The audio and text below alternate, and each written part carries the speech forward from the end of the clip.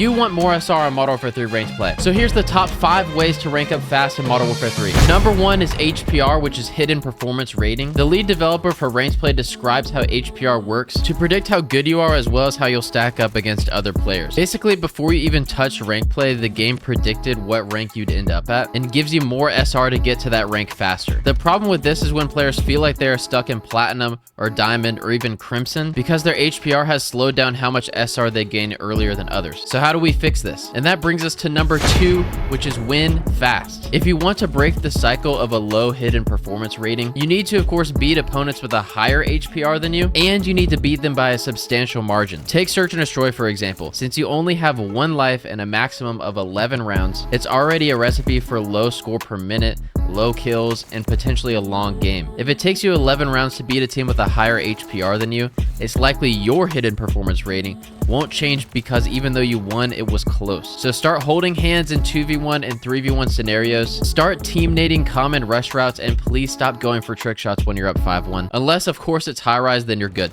Oh my god. Oh! The same goes for hardpoint and control. If you're in a money hill like Skid Row P2, don't be afraid to stay down and soak the hill while your teammates watch your lanes. Not only will that give you a better lead, you are also getting more score the longer that you're in hill, and Call of Duty recognizes both objective play as well as kills when factoring HPR. Improving at objective play is what me and a lot of other players struggle with. The number 3 is money hills. There's a ton, but we'll go over 5 in this video. You need to know the best setups and best positioning to work together with your teammates to get the most time from these hills. Let's revisit P2 on Skid Row. And since I'm just a YouTuber, we're going to check out the best professional hold from Optic Gaming. So this is the P2 hill right here. We have Dashy in the hill about 13 seconds after it's popped. So of course this is one that you need to rotate early to, but I'm skipping it right now to show the proper hold once the hill has popped. You see we have Dashy, player number 4. He's in the hill, he's watching Ticket, and the Ticket crossed to P5. And his goal right here is to not get a kill, it's to get information on people crossing P5 and get them weak. But what he doesn't want to do is die right here because then somebody else would have to give up a lane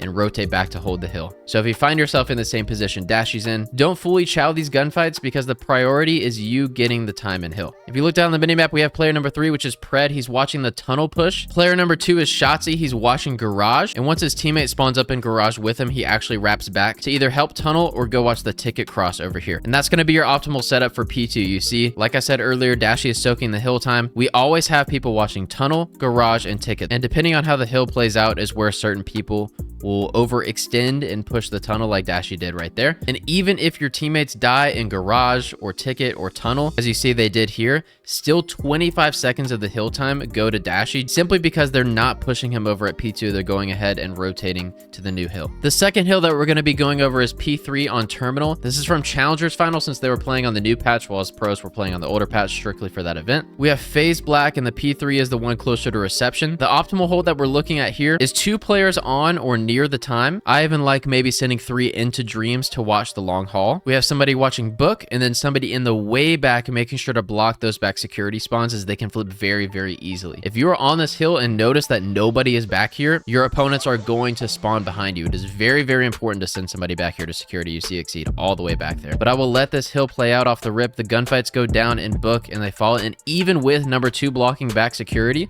you see number 1 spawns behind them at Eskies. Even with somebody blocking the back, it's possible to spawn out. But you see number 3 wraps back to challenge the people at Book. And after everybody gets taken out, you see player 8 spawns out and they have the security spawns yet again. Now for this hill, normally security spawns would be very important, but they're double important because the next hill is Burger. So that rotation is even easier when you have these security spawns. When it comes to the people in hills, sitting behind the desk and watching your elbow is a very good line of sight. Then like I said earlier, having somebody in Dreams or Jewelry watching over your long haul is a good way to lock that area down. Like I said, and I'll say it again, as long as you have the security spawns. And this right here, in my opinion, is how you properly hold a P3 on Terminal. Up next is P3 on Invasion. Lots of P3s in this video, but apparently they're pretty important. This is the bathroom hill on Invasion. Now, the crazy thing about this hill is strictly how far it is from P2. P2 is all the way over here by B-Bomb. So that rotation definitely favors the team that's not getting the fortress spawns. This is from Optic versus FaZe. So you see see Kenny is in the hill right here, and he's watching his mid cut to give information to his team of how many have crossed towards the right side of the map. The optimal positioning for this hill is going to be right here. You have somebody in hill. This is Kenny, number 1.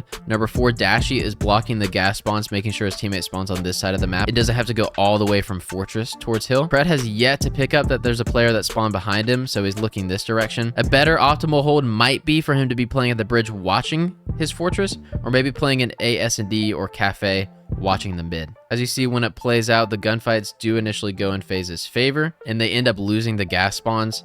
You can still make up for it just because you have the 2 people in time that are playing those angles. But once FaZe do get those gas spawns and are closer to hill, they're able to converge and end up getting the time after these gunfights go through, simply because they have numbers. That's the importance of the gas spawns on this hill. You see how easy they were to break. If the gunfights went more in Optic's favor, they would have maintained those gas spawns and would have held more of the hill time. And that would be how you hold a P3 on Invasion. Up next is P3 on Karachi. We have FaZe versus Toronto. This is the finals of the Boston Major. And this hill has stayed the same from the old and the new patch. And of course is yet another P3. But look at the positioning here from Atlanta FaZe. We have somebody blocking the way back, which is number 8. That is Celium. He's back here on the map watching the cross from Chicken or Garage towards front time, and also getting the spawns for his teammates. Everybody else is pushed out junk. You see a BZ here on your right, making sure they can't flank from Soda. Number 5, Draza, ends up picking up mid, and then you have Simp in the hill time, staying down for mid and soaking the points. What this looks like as it plays out is everybody on the Toronto side pushes from Chicken and mid. You'll see as number 6 gets the information that the gunfights are going down, he will probably turn and help. He does get taken out, but the idea is that he was helping his team